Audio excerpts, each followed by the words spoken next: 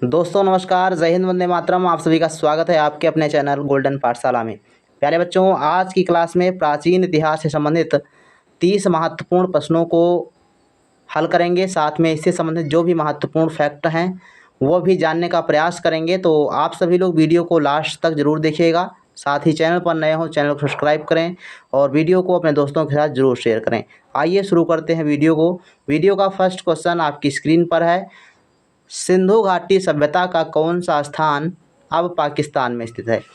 तो पहला है कालीबंगा, दूसरा option Harappa, C option Lothal और डी ऑप्शन है आलमगीरपुर। तो राइट आंसर बच्चों इसका क्या होगा, आप लोग कमेंट सेक्शन में ज़रूर लिखें। इसका बच्चों राइट आंसर होगा हड़प्पा।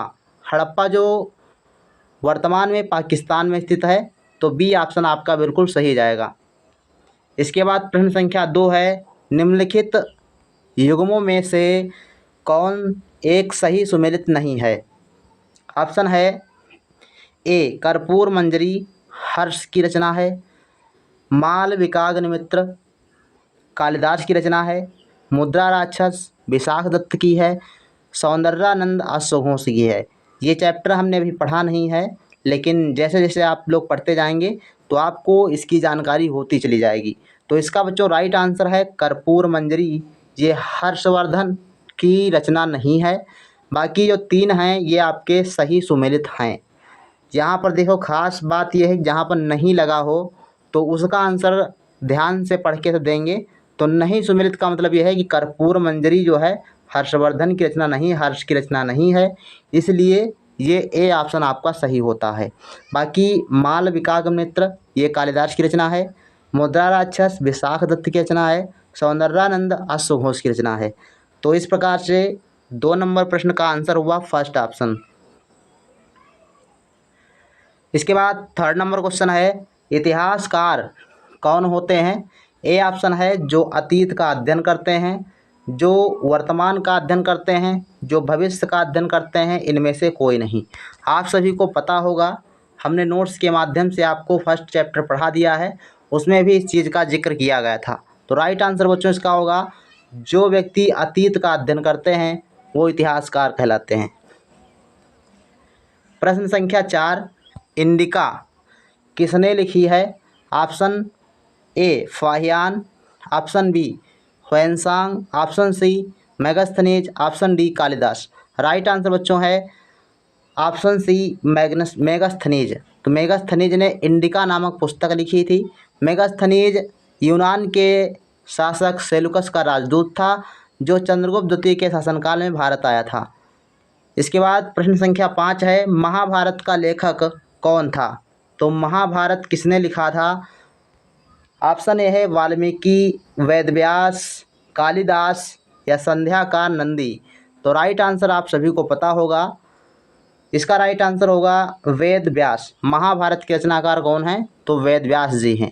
इसके बाद प्रश्न संख्या 6, राजतरंगिणी का लेखक था। Option A Bhoj, option B Jayadev, option C Harsh, option D Kalhan. ये भी प्रश्न आप लोगों ने पढ़ चुका है। तो इसका राइट आंसर बच्चों हो जाएगा कल्हड़।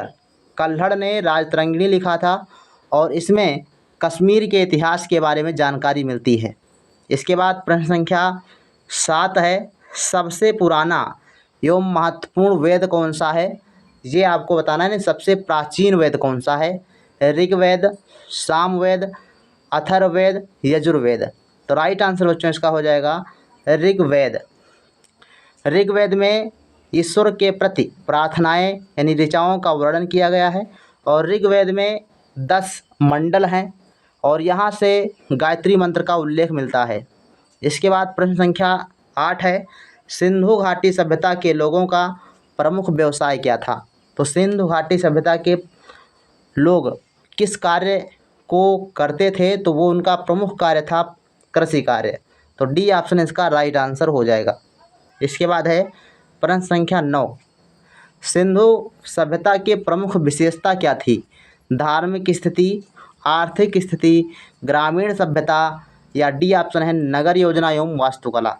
तो राइट आंसर इसका बच्चों हो जाएगा डी ऑप्शन नगर योजना एवं वास्तुकला। सिंधु घाटी सभ्यता की प्रमुख विशेषता थी इसके बाद प्रश्न संख्या 10 है, सिंधु सभ्यता के निर्माता कौन थे। ध्यान रखिएगा, यहाँ से ये प्रश्न हमने आपको पढ़ाया नहीं है, लेकिन ये इम्पोर्टेंट प्रश्न है।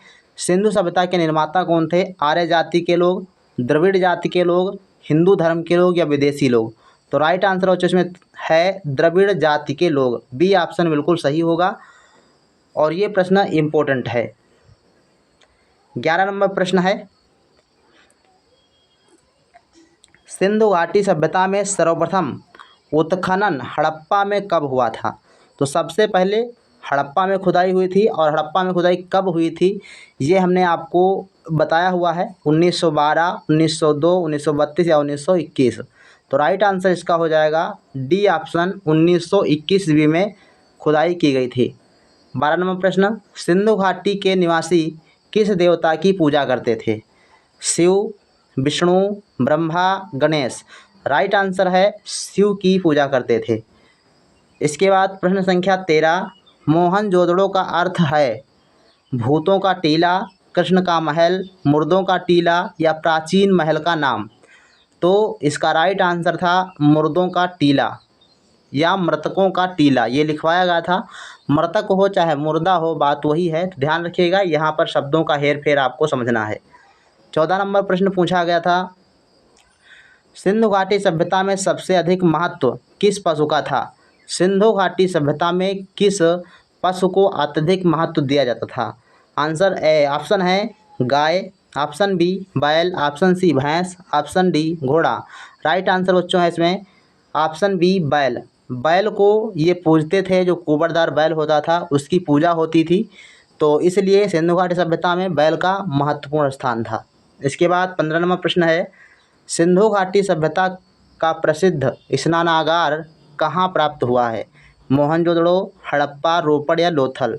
राइट आंसर बच्चों है मोहनजोदड़ो। ए ऑप्शन सही है। 16 नंबर प्रश्न कहता है कि सिंधु घाटी सभ्यता के लोग किस धातु का उपयोग करते थे।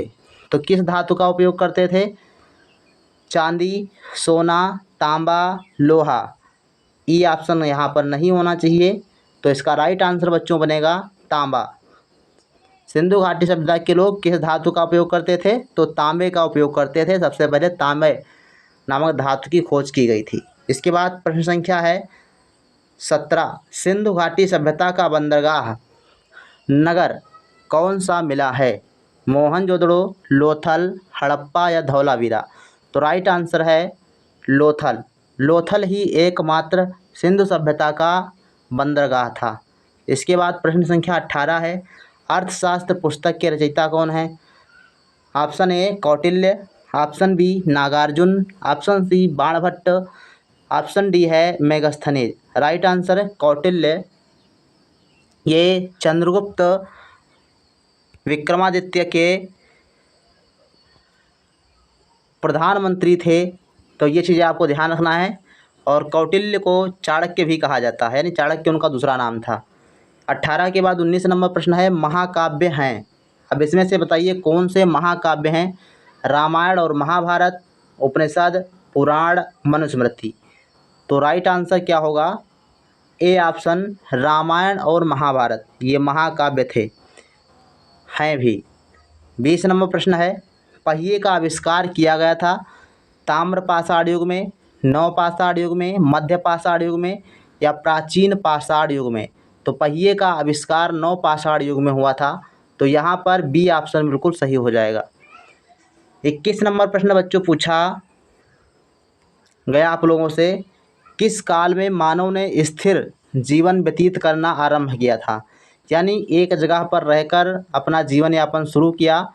तो ऑप्शन ए है नवपाषाण काल, पुरा पाषाण काल, मध्य पाषाण काल, इनमें से कोई नहीं। तो राइट आंसर बच्चों है नवपाषाण काल। ए ऑप्शन आपका सही है। नवपाषाण काल में मानव ने स्थिर जीवन जीना प्रारंभ किया था।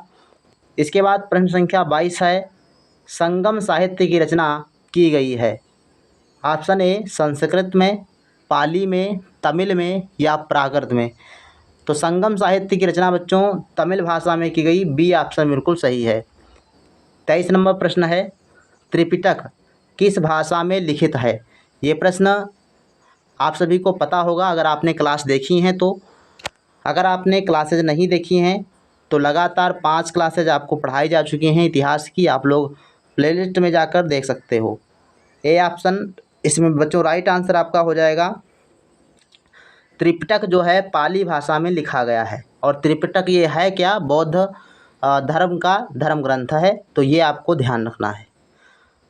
अगली बात 24 नंबर प्रश्न है, कौटिल्य के अर्थशास्त्र में मुख्य रूप से किसका वर्णन किया गया है? अर्थव्यवस्था। अब यहाँ से उनकी पुस्तक का नाम अर्थशास्त्र है तो अर्थव्यवस्था आप यहाँ से कंफ्यूज हो जाएंगे।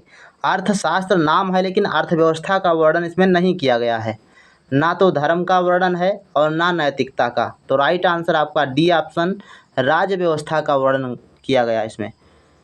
25 नंबर प्रश्न है, मनुष्य ने सबसे पहले अग्नि का प्रयोग करना आरंभ किया था। इसमें ऑप्शन है प्राचीन पाषाण युग, मध्य पाषाण युग, नव पाषाण युग और ताम्र पाषाण युग। तो राइट आंसर इसमें बनेगा बच्चों प्राचीन पाषाण युग। अब प्राचीन पाषाण युग को पुरा पाषाण युग भी जानते हैं इसके नाम से, आप लोगों को पुरा पाषाण काल पढ़ाया गया। तो ये चीज़ें, पुरा का मतलब ही प्राचीन होता है, ठीक। तो प्राचीन कहे चाहे पुरा कहे, आपको ध्यान रखना है। तो प्राचीन पाषाण काल या पुरा पाषाण काल में मानव ने अग्नि का प्रयोग कर लिया था। 26 नंबर प्रश्न पूछा गया, महाभारत एवं भगवत गीता की रचना किसने की थी? तो इसका answer A option Ved Vyas ने किया था। इसके बाद 27 नंबर प्रश्न है, पुराणों की कुल संख्या कितनी है? बताओ पुराणों की कुल संख्या कितनी है? A option 12, B option 16, C option 18 और डी ऑप्शन 21। तो राइट आंसर है सी ऑप्शन, 18 पुराणों की रचना हुई थी, यानी 18 पुराण अभी तक जानकारी में हैं। तो 27 नंबर का आंसर आपका सी सही हो जाएगा। आप लोगों को कमेंट बॉक्स में लिखना है कि उपनिषदों की संख्या कितनी है, उपनिषद की कुल संख्या कितनी है, आप लोगों को कमेंट बॉक्स में लिखना है। 28 नंबर प्रश्न है, पांडुलिपियाँ किस पेड़ की छाल से बनाई जाती थीं? अब यहाँ पर पेड़ की छाल की बात की गई है, तो ऑप्शन है ताड़, केला, भूर्ज या ताड़ एवं भूर्ज। तो बच्चों जो भूर्ज की छाल होती थी उस पर भूर्ज पत्र बनाए जाते थे, ठीक। एक होता है ताड़पत्र, ताम्रपत्र और भूर्ज पत्र। तो भूर्ज पत्र भूर्ज की छाल से बनाया जाता था और उसी पर पांडुलिपि लिखी जाती थी, मतलब कुछ लिखा जाता था तो उसको पांडुलिपि कहते हैं। तो सी ऑप्शन बिल्कुल सही है इसमें। इसके बाद है प्रश्न संख्या 29, अतीत में बनी और प्रयोग में लाई वस्तुओं का अध्ययन करने वाला व्यक्ति क्या कहलाता है? 29 नंबर प्रश्न में ऑप्शन है वैज्ञानिक, दार्शनिक, पुरातात्विक या खोजी। तो राइट आंसर है पुरातात्विक। इसके बाद प्रश्न संख्या 30 है, मानव द्वारा सर्वप्रथम प्रयुक्त अनाज था गेहूँ, चावल, जौ या बाजरा। तो मानव के द्वारा सर्वप्रथम गेहूँ का उपयोग किया गया था, तो ए ऑप्शन बिल्कुल सही है। आपके कितने प्रश्न सही हुए हैं आप लोग कमेंट बॉक्स में ज़रूर लिखिएगा। अगर आपने यहाँ तक वीडियो पूरा देखा है तो आपके लिए बहुत बहुत धन्यवाद। मिलते हैं नेक्स्ट वीडियो में, तब तक के लिए धन्यवाद।